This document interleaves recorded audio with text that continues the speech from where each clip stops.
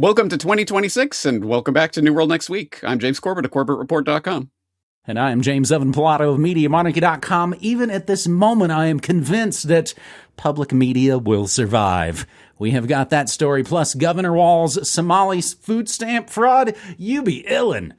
But first, another reason why you don't vote for evil as a hedge against other evil. Trump says we are in Venezuela now, and we're going to stay. Grabbing this from the always important antiwar.com. Following a military operation that captured President Nicolas Maduro, President Donald Trump said the U.S. would run Venezuela until an acceptable government is set up. We're going to run Venezuela until such a time as we can do a safe, proper, and judicious transition. We don't want to be involved in having somebody else get in, and we have the same situation that we had, the president said on Saturday. We are there now, and we are going to stay until the proper transition takes place. Trump went on to say that the U.S. is prepared to attack Venezuela again. We are ready to stage a second, much larger attack if we need to do so. He continued, all political and military figures in Venezuela should understand what happened to Maduro can happen to them, and it will happen to them if they aren't fair. The president did not name a new leader of Venezuela. However, Maria Corina Machado said, today we are prepared to enforce our mandate and take power. Machado is a Venezuelan opposition figure who won the Nobel Peace Prize last year. She has endorsed U.S. sanctions and military action against Venezuela. Trump did say he had not spoken with Machado, adding that she doesn't have the respect needed to lead the country, probably because she's a woman.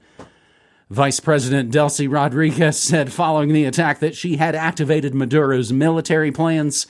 And of course, this has a million exciting bits of espionage to get into, and the panic room and how they got him out into the USS Iwo Jima and all that stuff. The first thing President Maduro told the people of Venezuela was people to the streets, activated as militia, activating all the nation's comprehensive defense plans. The vice president said, no one will undermine the historic legacy of our liberator father, Simon Bolivar. The people of Venezuela, in perfect national unity, must mobilize to defend their natural resources and what is most sacred, their right to independence and to the future. Trump claimed his administration spoke with Rodriguez, who agreed to work with the U.S., which sounds a little different from what we just heard a couple seconds ago. When asked by the press, Trump refused to give a timeline on how long American control over Venezuela would last. The president said Secretary of State Marco Rubio and Secretary of War Pete Hegseth would act as the viceroys of Venezuela. What a time. Trump added that he was willing to deploy American troops to occupy the South American nation. We're not afraid of boots on the ground. He claimed Washington would pay for the occupation, admitted the occupation, with profits from Venezuela's oil. Trump said no Americans were killed and no American equipment, no precious equipment was lost in the operation that captured Maduro. Still less than a week ago, Caracas has not reported on the Venezuelan casualties from the American raid and strikes. Trump said he ordered the attack on Venezuela because Maduro was trafficking narcotics to the U.S., hosting Washington's adversaries. Sweet. Fauci and Netanyahu are totally next, man. Oh, and stealing American oil under them. CIA played instrumental role in Maduro kidnapping, and the big question from global research, why didn't Venezuela's military fight back? James, before I throw it to you, I did cover this pretty extensively on my Return Monday Morning Monarchy show, and the interesting thing, when you hear from people in South Florida or even Portland, Oregon from Venezuela, they said, we wanted this. We already voted harder for regime change back in July of 2024. And I'll include links to my morning shows, James, but I guess just leave it on that question. Why didn't Venezuela's military fight back? Right. Well, on the note of those Venezuelans who are happy to be love-bombed by the U.S., you might want to check out some of the AI-generated videos that are going around right now. People crying with happiness and whatever. Total garbage, nonsense, imperialist propaganda.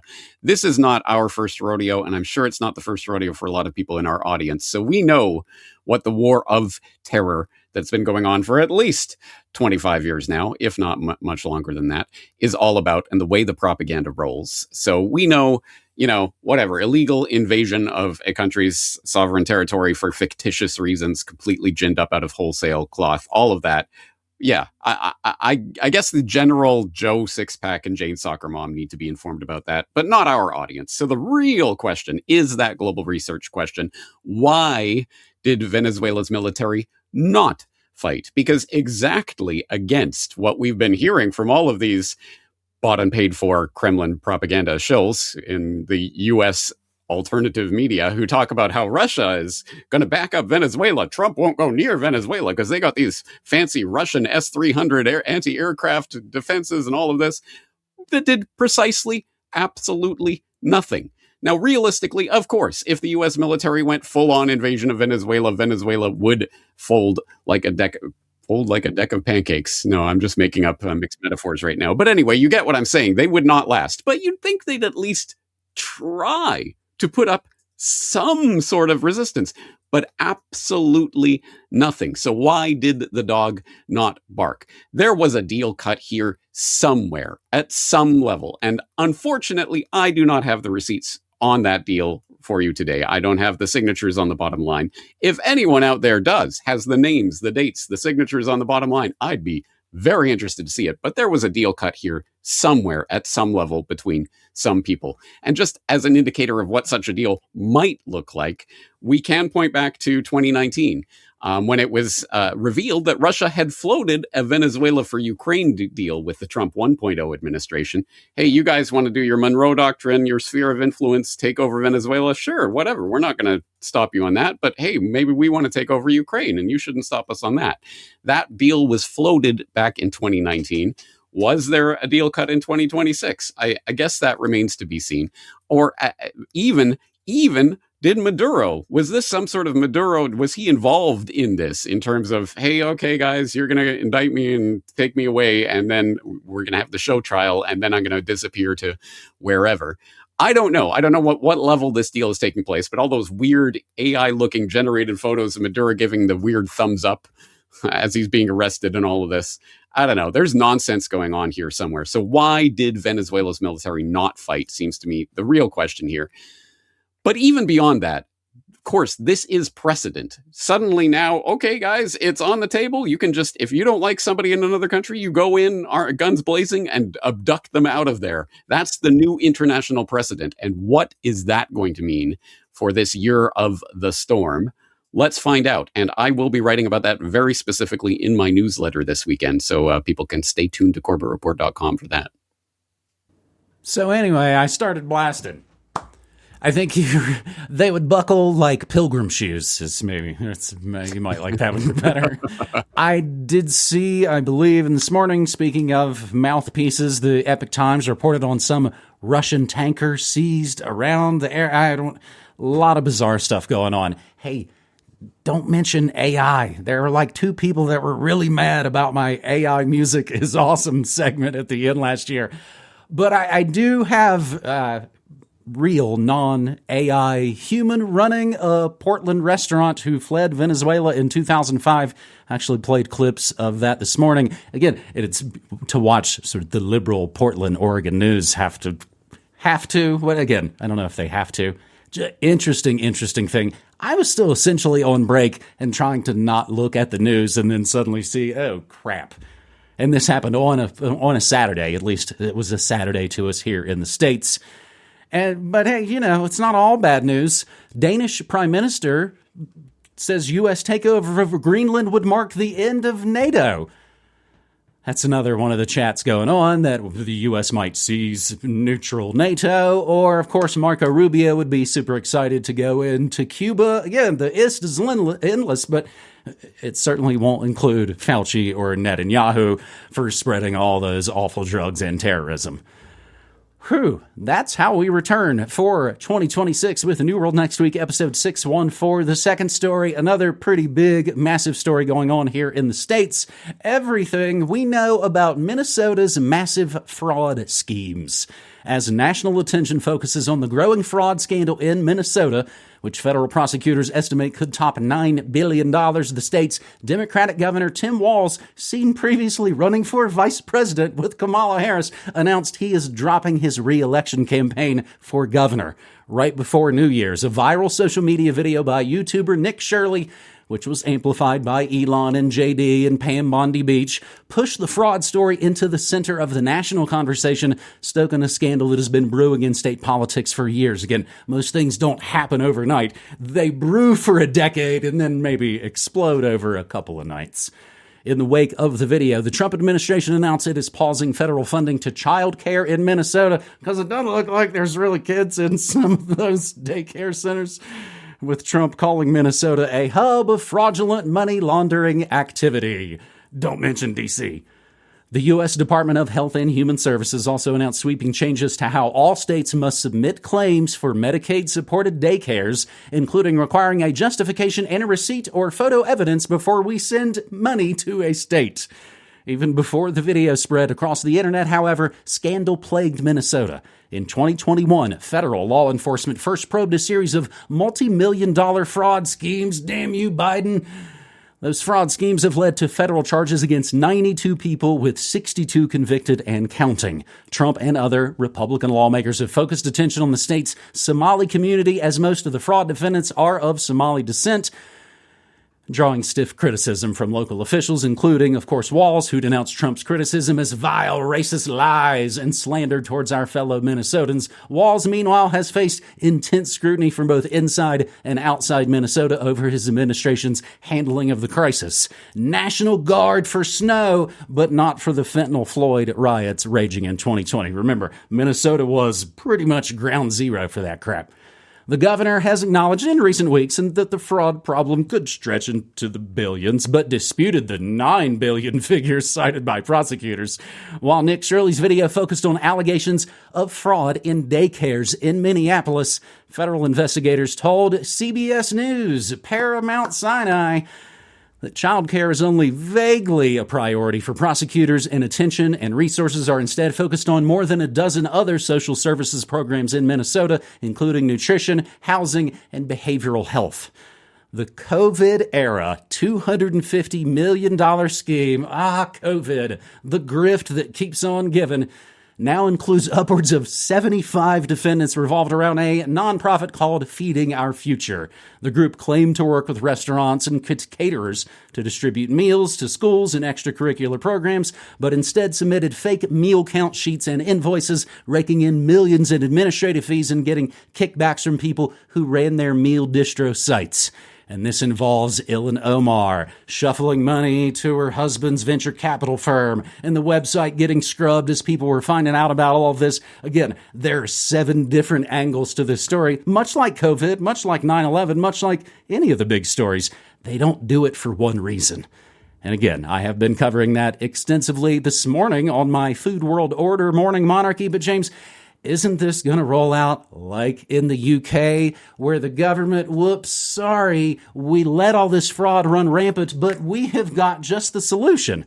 And what have we seen even this past week? Trump sells us out to the big AI boys, passing a law that makes it illegal for states to pass their own AI regulation laws. So, of course, that'll be the solution, James. They'll have a new digital ID, and so all of this fraud and all those Somalis won't stab your daughter at the mall, and everything will be okay, James, right? Great minds think alike, James, because I myself am looking at this story as to what is the real story here? Why is this being shoved in front of our face right now? And it is demonstrably not because Americans are suddenly angry about billions of dollars of wasted taxpayer money. Demonstrably not that. We have many, many, many, many examples of that we could point to that people are not outraged about because their favorite news sources aren't telling them to be outraged about those stories. Just as one example that broke in the past couple of weeks, the pay-for-play pardon game that is being played with the Trump 2.0 administration. And apparently the lobbying rate to get a presidential pardon is going for about $1 million. And with that $1 million investment, you can get convictions for billions of dollars of scams, completely disappeared down the presidential pardon memory hole. And so, for example, Why are we not outraged? Why is Philip S. Formas not a household name there in the United States, despite the fact that he stole $1.3 billion from Medicaid and Medicare single-handedly, was convicted of that, and has had his sentence commuted by the Trumper-in-chief? Why are people not, why are the exact same people who are telling you to be outraged about Minnesota are not telling you about that? It's because they don't care about the money. It's not about the money. It's about a political football game that's going on for various reasons. And I think you're right.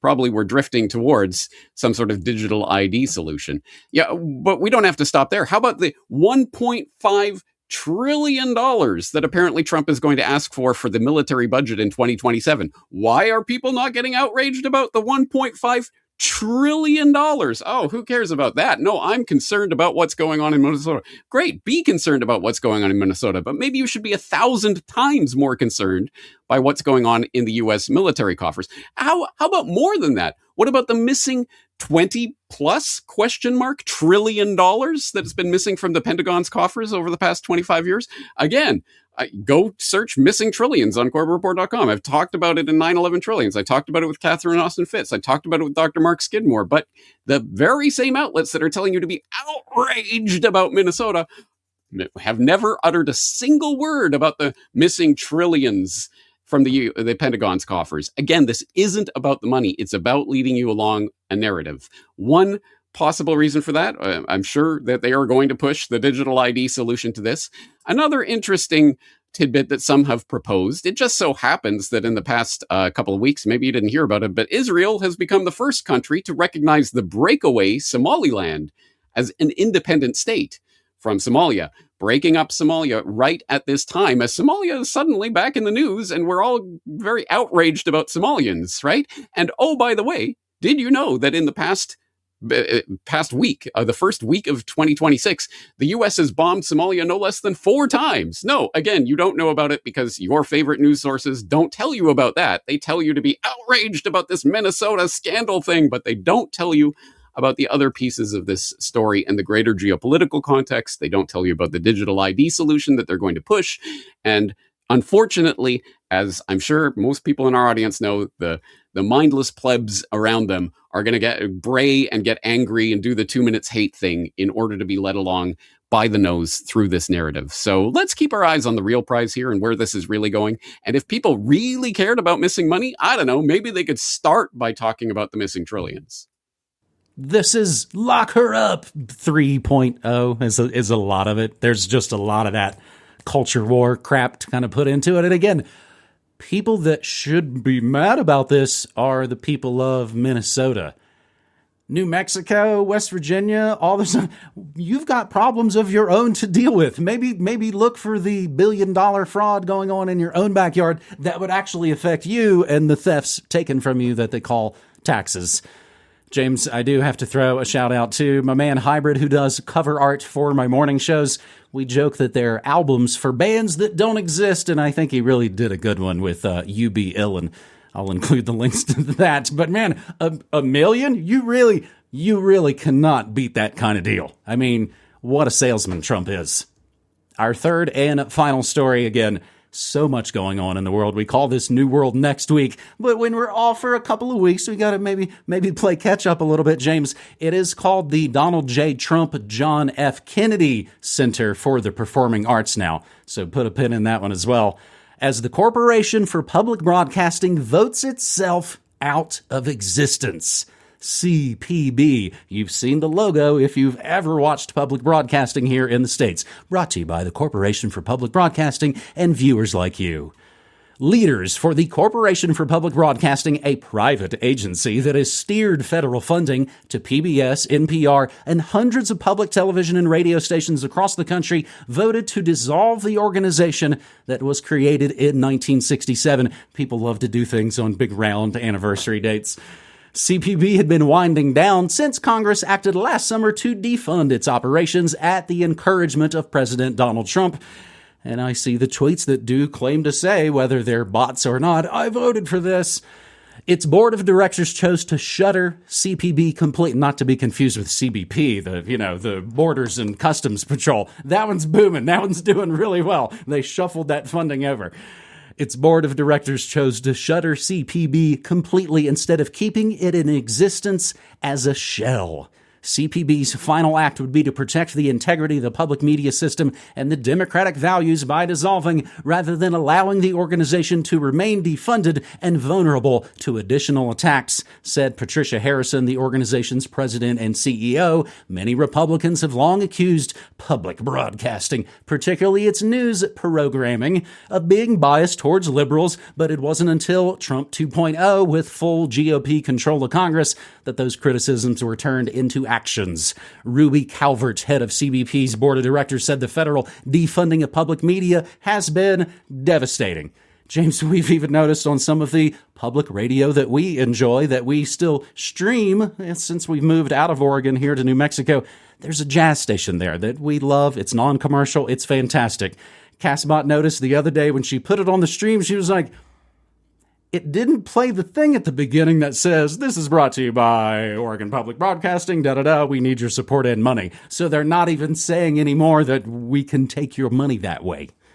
Even at this moment, I am convinced that public media will survive and that a new Congress will address public media's role in our country, because it is critical to my children's education, our history, culture, and of course, say it again, democracy to do so. CBP said it was financially supporting the American Archive of Public Broadcasting in its effort to preserve historic content, which of course I'm always a fan and in favor of, and is also working at the University of Maryland to maintain its own records. I saw the white stripes back in the day before they were huge at the University of Maryland.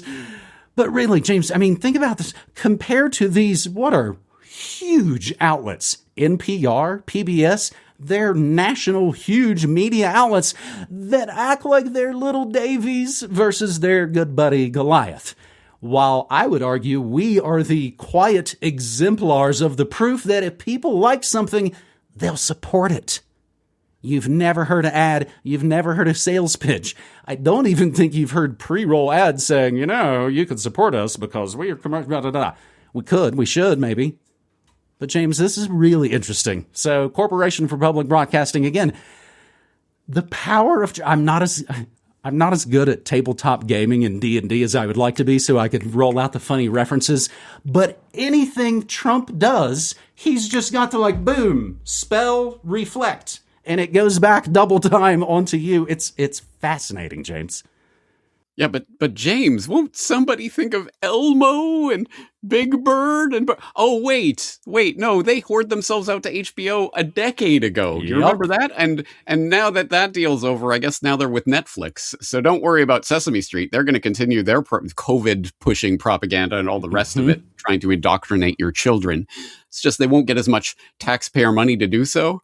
I'm sure they will. It'll just be through a different funding mechanism, through some other backdoor, some loopholes, or the next Congress, as has been promised. But of course, it's not just about Sesame Street. It's about all the propaganda that comes out of the goodness of the public broadcasting system and NPR and the National Petroleum Radio and all the other propaganda crap that they're pushing. But of course, the biggest lie of all is exactly that but it's for democracy and it's for teaching and it's for helping.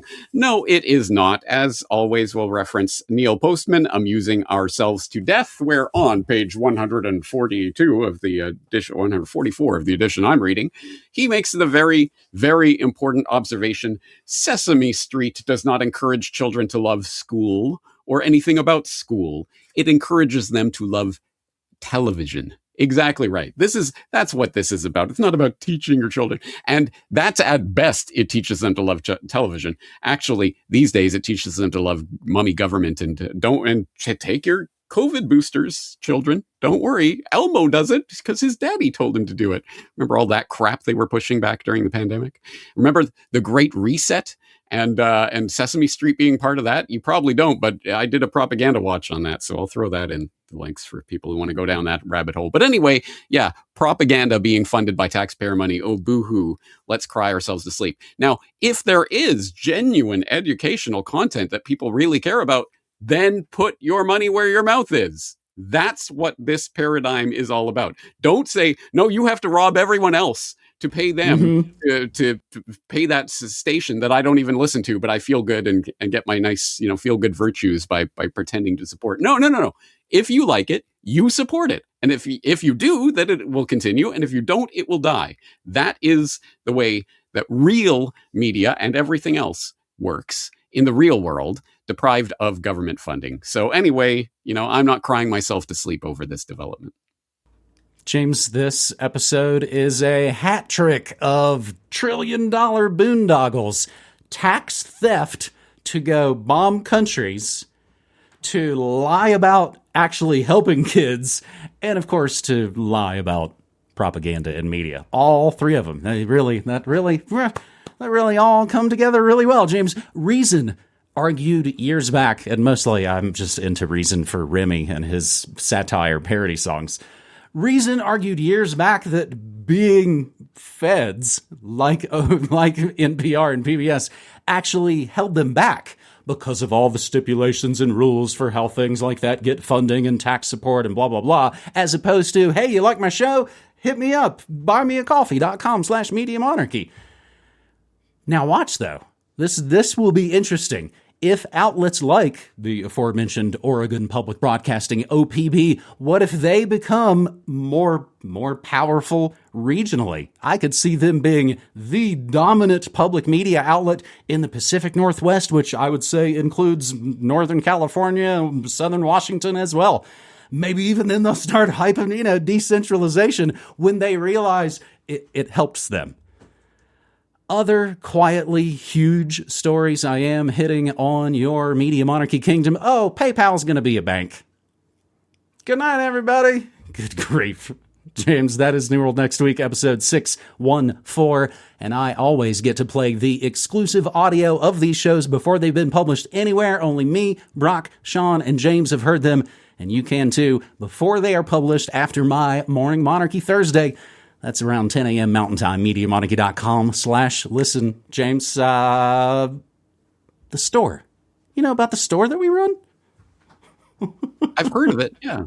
NewWorldNextWeek.com is your source for Media Monarchy gear, Corporate Report DVDs, all the stuff, all the media, all the apparel, again, that supports our work. And we do have some good stuff on there, James, because now that the holidays are over, the new 2018 USB drives, they're eligible for the subscriber discount. Please tell me more. That is right. So as my subscribers hopefully know, there is a 25% discount on all corporate media at all times throughout the year. And that is at the bottom of every edition of the newsletter, the aforementioned newsletter. So if you don't know about that or how to access it, just contact me, and me and Sean will be happy to walk you through that. But yes, you get 25% off, including the brand new 2018 USB archive. So if you haven't got it yet, that might be incentive to do so.